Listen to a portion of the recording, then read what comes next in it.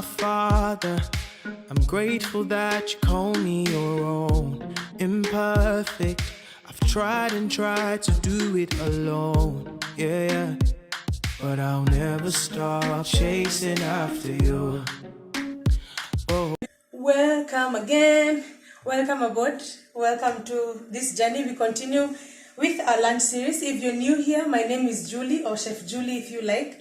If you've been here, kudos. Thank you for staying tuned. Thank you for staying along. This has been a beautiful journey because you've been with us. So we continue with our lunch series, and today we want to make an accompaniment for the mashed potatoes that we did, the garlic mashed potatoes that we did. So our accompaniment today is meatballs.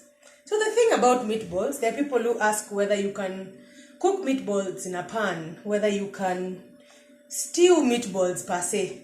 So we're going to have one of those styles of cooking where you can cook them in a pan without necessarily frying them, but allowing them to more or less cook like a stew or something like that, so that you don't have to probably make the sauce separately, or you don't have to cook the meatballs separately and the sauce, then you put them together. We can actually cook that together in one pan. So this is what we're going to use. Some of these are flavorings for our meat. So we have our minced meat. This is, let's say, like a kilo of minced meat. I have pureed some onions, some tomatoes. I have some shredded onions. This is leek, shredded leek. This is thyme. This I'm going to use to, this basically are ingredients that I'm going to use to season my meat as I make the balls. So this is some thyme. This is a teaspoon of coriander. These are mixed herbs. I like using herbs compared to powdered spices. This is salt. This is pepper. So we are going to see how we are going to do this in just a bit. So we begin from seasoning our meat before we make our balls. So my hands are clean. I am actually going to use my hands to season this meat and mix it together. So we begin with some salt. Then we will have some black pepper. All our mixed herbs will go in. Our coriander, this is a teaspoon, and about a quarter teaspoon of our thyme. So we mix this together. Just mix it through properly.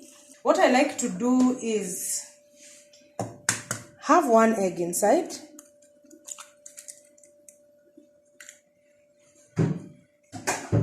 And mix it through to just become a binding agent. After we have bound it together, this becomes a bit sticky. So just to keep it in, or to tuck it in, so to say. Another secret ingredient for me is a dash of flour. Just a bit of it. Just to make this, to cure, so to say, to cure the stickiness, so that it's bound together, because we have used the eggs as our binding agent, but it's not that sticky. So we have basically done our marination of this meat onto making our balls. What I do so that I have uniform meatballs, I use an ice cream scoop. I just scoop out the amount of meat I want. Then with my hand I will mold that into a ball of some sort. I will set them aside on a tray. But basically that is what I do to get uniform balls of meat, so that I have equal sizes. So I roll it up in my hand and try to shape it as I set them aside to await the cooking process. So we are done making our meatballs. So we have come to our pan. So what we do, we begin with our oil as usual. As that oil is heating, we mince some garlic. So to our hot oil, we add in some garlic and allow this to cook for just a bit. So our garlic is just brown enough to bring in our onions. and allow that to cook together with our leek so that it forms a good base for our meatball stew. We need to finish the seasoning for our stew at this point as opposed to later. So we'll add in our salt and pepper as this continues to cook. It has been cooking for say a minute or two.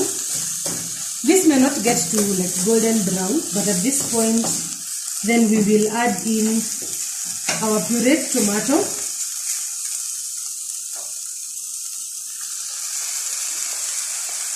This will form part of the liquid for the stew, and we will allow this to cook for about 2 or 3 minutes just for the tomatoes to completely cook. So at this point, this has been cooking for a while. We will position our meatballs inside. So the thing about cooking meatballs in this way is, the reason I'm calling this setting is we put this in and we don't touch them until we can see some liquid oozing from the sides. Then we will know it's time to turn them. But until then, we just put them. Do not stir them in any way, because when you stir them, you will lose some of them.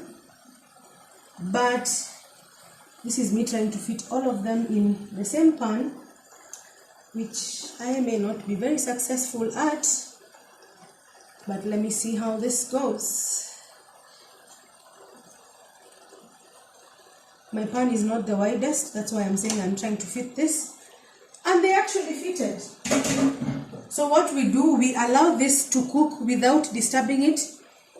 When this is cooked about halfway, we'll be able to see some liquid at the halfway mark of this, and it will tell us it is now time to turn it. But so as we can see, most of our liquid has been absorbed, but it has also formed quite a thick, with a thick substance oozing from the sides, if you can see, and that basically tells you it's time to turn. The same liquid has also really engulfed this middle part of it, so that tells you it's time to turn our meatballs.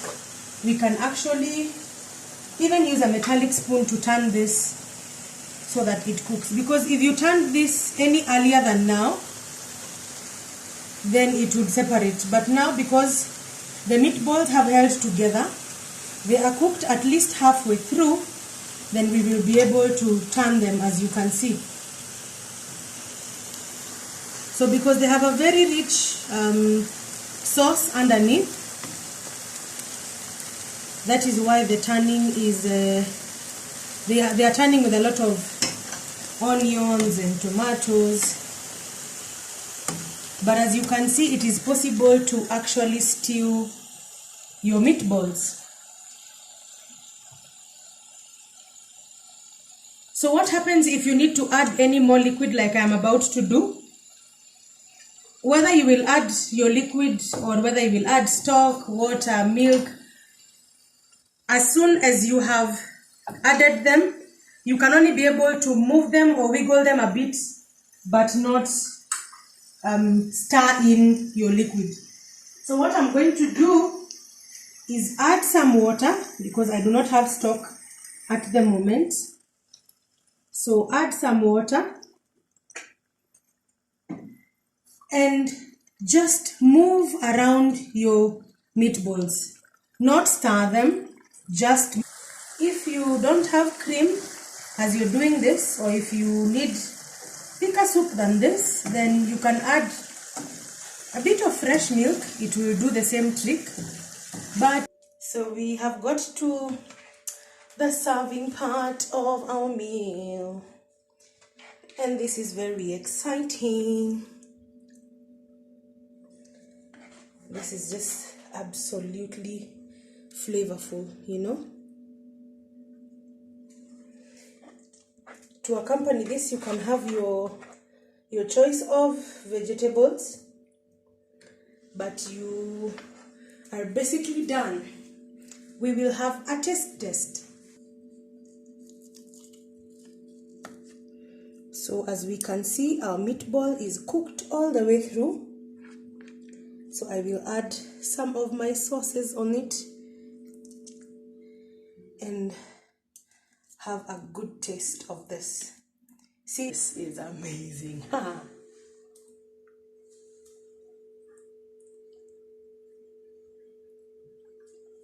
am a proud chef. I'm a very proud chef. And then the mixed herbs are bringing in a beautiful flavor. It complements very well with our mashed potatoes. Each bite of this food is just amazing. But now, you see me eat the whole plate. Go make yourself some. Enjoy this, whether you're alone, whether you're having friends over with your family.